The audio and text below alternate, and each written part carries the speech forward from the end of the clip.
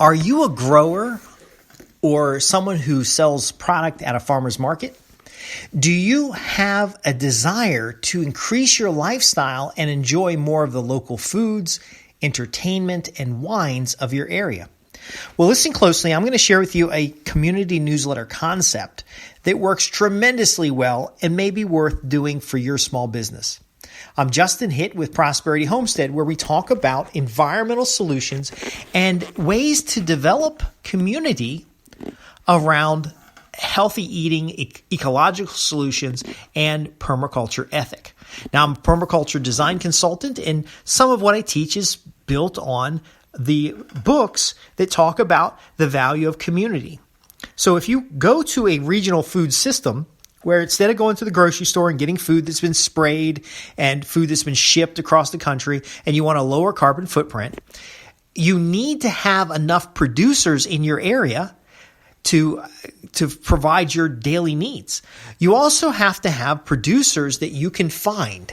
Now, I know in most areas you can find 4 or 5 organic farms.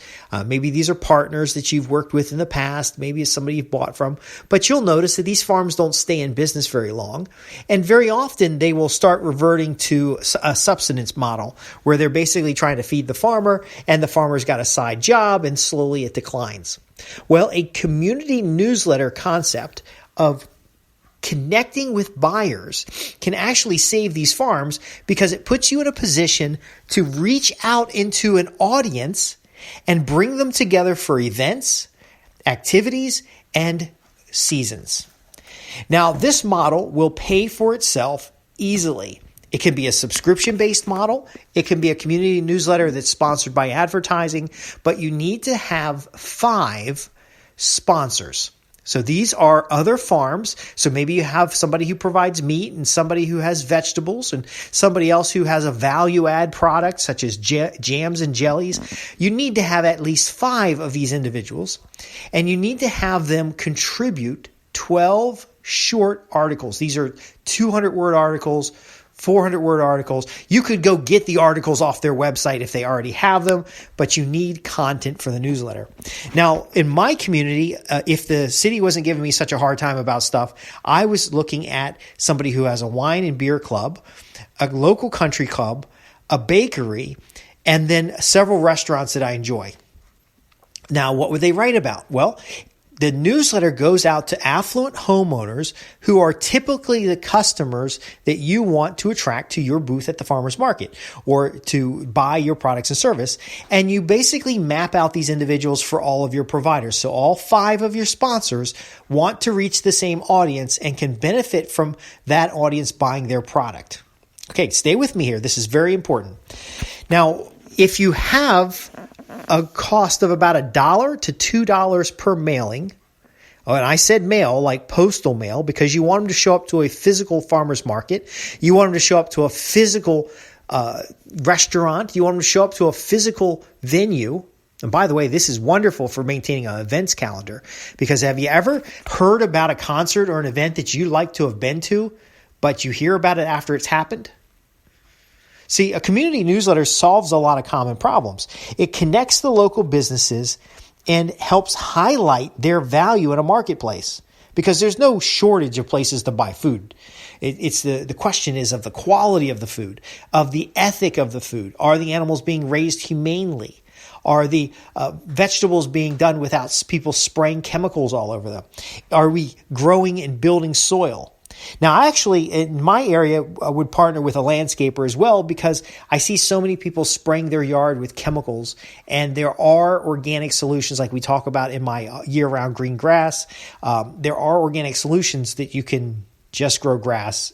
It's basically mow and mulch. But I digress. The point I'm making is that you can use this community newsletter to interface and connect customer with buyers. And I choose affluent homeowners because they tend to have the farmer's market experience. They tend to hold parties and events. They tend to have a stake in the community. And you can reroute hundreds of thousands of dollars of purchases into these specialty businesses. Now, what do you put in the community newsletter? Well, the community newsletter has to be fun and entertaining and useful. And again, you've gotten articles from these vendors or these sponsors, and you get money from these sponsors because you got to pay for the newsletter. At $2 a newsletter, you're mailing it, and you've got, let's say, 100 people in the market. Actually, in the community that I live in, there are 2,800 affluent homes. And so that would be $5,600 a month to mail that out. And I know a lot of you folks just freaked out. Again, though, we're dividing it 5 ways. We're compiling the newsletter. We're preparing 12 issues in advance. We're sending it to a mailing house. It just kind of happens after that. But it becomes about $1,000 per contributor.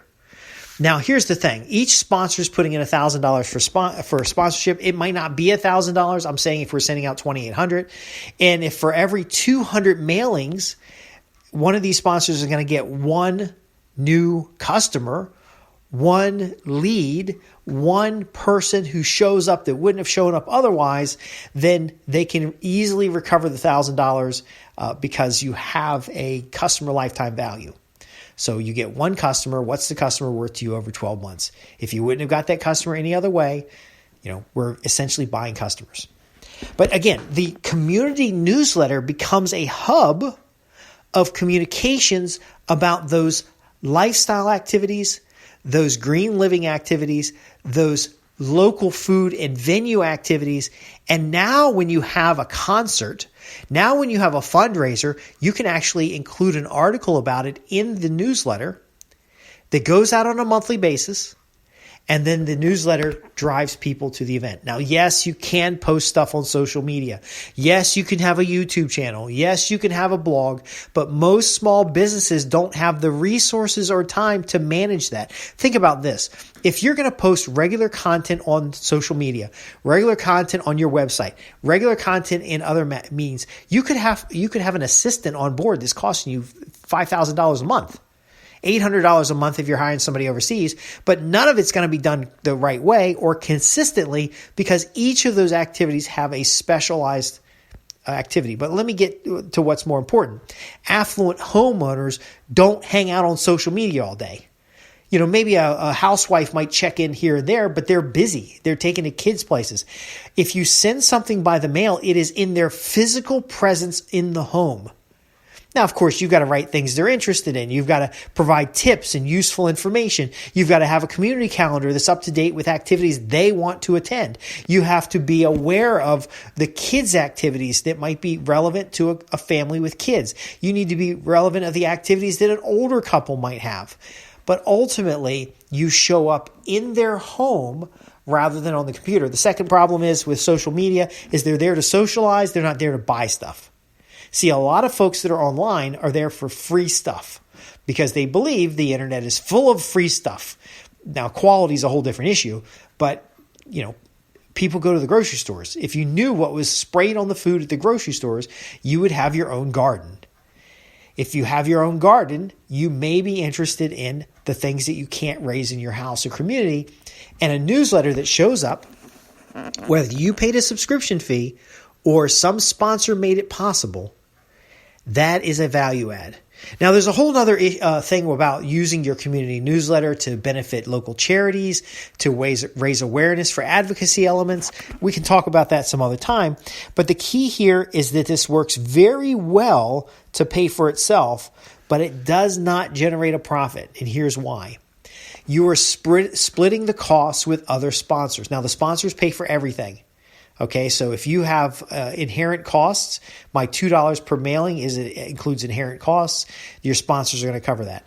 If you're mailing to 500 people and you really need 2,000 people to break even, your sponsors are getting additional value because it might cost about the same to mail to 500 because the newsletter production has a certain baked in cost, and they might actually have a better cost per individual if you have a list of 2,000. But again, you've got to send it to a list of qualified prospects for the group you're working with. And I know this can be complex. So again, if you have questions, you can contact me at www.prosperityhomestead.com. The key to understand is that for farmers markets, for local growers, for value-added producers, it gives you a way to profile your product. So that's what the article would write about. It gives you a way to feature prominent people in the community. That gives you a human interest element. It gives you an opportunity to share upcoming events, which increases the number of people who RSVP or sign up for an event.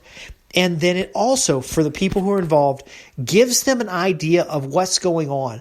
Where could they be involved? What kinds of activities are out there? Where can they find their place in community? And this community newsletter concept actually builds community. Now, some might say that it's a little bit of elitist because I'm focusing on affluent homeowners. But when you have a subsidized food system, the grocery store food is significantly lower price than what a farmer can grow it for. So if we're going to get those farmers the amount of money they need to cover the cost of growing and to help them sustain that business, because they are providing better quality food, then we need to go to an audience who appreciates better quality food or has more in stake as far as benefiting from events and activities. A retired couple is a better prospect for a night out and wine tasting than a family with 5 kids, because a wine tasting is more of a social event, more of a culture event than what a family might want. Now, of course, if the family has a babysitter, the husband and wife might enjoy that type of event. But then again, you need to make sure you can get the people who not only would benefit, but the people who could afford to do business with those farmers, because your sponsors need to break even as well. Now, again, the whole community newsletter concept, everywhere I've seen it's been done, it will always break even if you do it consistently. That's why I say 12 articles, so you have content over the course of the year. That's why I say write the articles in advance or the newsletters in advance. But you then have to have some kind of back end. So once you've gotten that customer, they need to buy twice. And if they buy twice, then you profit from this type of model. Now, I know I covered the community newsletter concept very quickly and at a very high level. This is a podcast, not a training program. So again, if you have any questions, you can actually fax your questions in at 877-486-8461. You can visit my website at www.prosperityhomestead.org or otherwise contact us to get more details about a community newsletter. I want to thank you for listening. I'm Justin Hitt with Prosperity Homestead, here to help you implement environmentally friendly solutions, ecologically sound land management, and really build your community for greater prosperity of all involved. Thanks for listening.